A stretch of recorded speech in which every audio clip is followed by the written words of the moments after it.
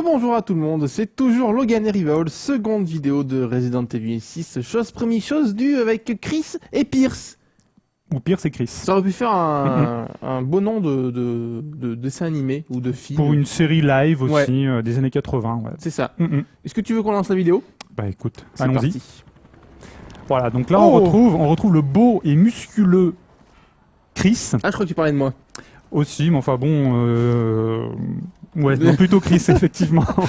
Je précise d'entrée de jeu que cette version, donc, comme tu l'as dit dans le précédent Gaming Live, a été faite sur 360. Il faut savoir, donc là, vous avez donc droit à la version anglaise, américaine, sous-titrée français. Le jeu sera intégralement doublé en français. Donc c'est plutôt une bonne nouvelle, d'autant que nous, on a pu voir ce que ça donnait, on a pu entendre plutôt, et le doublage, n'en déplaise à certains, est réussi. Moi, je le trouve réussi de mon point de vue. Très bien. Bref, donc là, on est dans le chapitre 1. Regarde, il n'y a pas de Logan là qui filme. Si seulement. Ça se passe à Hong Kong, donc comme vous pouvez le voir, comme tu peux le voir, les extérieurs sont plutôt jolis. Oui. Moi je trouve que c'est assez sympathique. Après il y a du pour et du contre. Parfois il y a quelques petites textures quand tu regardes de près qui sont pas tip top, quelques animations qui sont pas tip top, mais bon globalement ça tient quand même la route pour une très très grosse production, on va dire quoi. Oui. En termes justement de visuel, je voulais juste préciser aussi que au niveau du bestiaire, alors il est, moi il me semble avoir été quand même vraiment repris en main. Alors on n'a pas vu bien évidemment tous les chapitres, je pense qu'il y aura des créatures qu'on connaît déjà, dont des chiens, donc tu retrouves des chiens en fait, quelques avec qui ont de la peau sur les os. Voilà. Zombie, quoi. Voilà, d'une sorte de chiens zombies effectivement qu'on connaissait déjà. Mais après effectivement, sur l'ensemble des trois binômes, le bestiaire est assez impressionnant puisqu'on trouve énormément de nouvelles créatures. Dont ici, à Hong Kong, où c'est des espèces de... Comment dire ça ? Des espèces de bipèdes, enfin des hommes qui se transforment en araignées. Ah oui, alors, oui. ils ont un côté assez dérangeant. Oui, ça, c'est réussi. Après, parfois, dans certaines séquences dont tu as été témoin, c'est vrai que c'est un petit peu drôle. Je sais pas si c'est voulu, où on retrouve un otage en fait sur le dos d'une des créatures. C'est vrai que c'est un petit peu ridicule. Une espèce d'araignée voilà. qui court à 100 à l'heure sur le sol avec l'otage sur le dos. Exactement.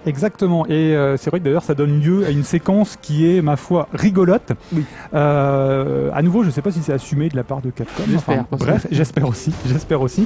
Et au niveau de la séquence, moi je l'ai trouvé un petit peu longue et c'est ce que je reproche aussi un petit peu à cet épisode, c'est que parfois il ne manque pas d'idées, ça c'est clair, mais parfois il y a des séquences notamment de gunfight qui sont beaucoup trop longues. Et le problème c'est qu'on en retrouve dans les trois, avec les trois binômes quoi, que ce soit Chris, Léon ou Jake. On a toujours en fait ces séquences là, d'ailleurs vous pourrez le voir un petit peu plus tard quoi. Mais bon, après ça c'est un avis personnel. Donc là on arrive à la fin du chapitre 1.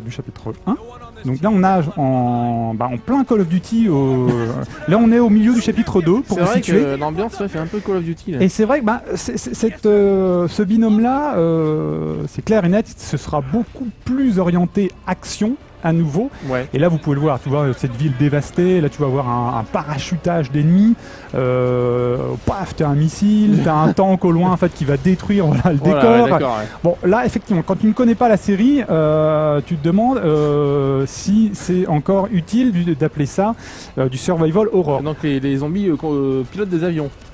Eh ben, faut croire. Faut croire. Ils ont appris à faire plein de choses. Bah écoute, oui, bon après on verra bien au niveau du scénario ce qu'il en est, hein, mais là tout du moins c'est vrai que c'est assez étonnant, on va dire, pour un Resident Evil, même si tu retrouves des éléments horrifiques bien évidemment. Ouais. Là par exemple tu dois venir à bout d'un énorme monstre. Petite précision, vous aurez droit en fonction vous aurez droit à des séquences communes à certains binômes. Là, par exemple, la séquence dont je viens de vous parler, pas de celle-là, pas celle dont on vous montre, mais celle où on doit se défaire d'un monstre, tu la retrouves avec Jake et Sherry. Pourquoi ? Parce qu'à un moment, les deux binômes les quatre sont ensemble donc. Voilà, vont se retrouver. D'accord. Et ils devront venir à bout d'un monstre ensemble. Donc bien évidemment, la séquence que tu retrouves ici, tu la retrouveras avec l'autre binôme. Alors on espère quand même que le nombre de chapitres sera conséquent par binôme. La durée de vie, ils l'ont annoncé, hein, elle était quand même assez conséquente. Donc de ce point de vue-là, il y aura pas de souci. Mais c'est vrai qu'on espère qu'il y aura pas trop de séquences quand même qui seront communes tout simplement à 2 ou 3 binômes. Je crois pas. Hein. Il me semble qu'ils je ont pense prévu pas. de faire en sorte que ce soit très bref. Ouais, je pense pas. Rare. Je pense pas. Donc à nouveau en termes de durée de vie, c'est vrai que ce sera plutôt conséquent quoi. D'accord, très bien. Voilà. Bonne nouvelle. Merci à toi Logan. Je t'en prie. Et puis on va enchaîner avec une nouvelle vidéo et cette fois-ci, donc je regarde tes petites notes, c'est Jake et Sherry qui seront les stars de cette dernière vidéo. Troisième vidéo. Rendez-vous tout de suite. Donc ne bougez surtout pas puisque Logan a plein de choses intéressantes encore à nous dire. À tout de suite. À tout de suite.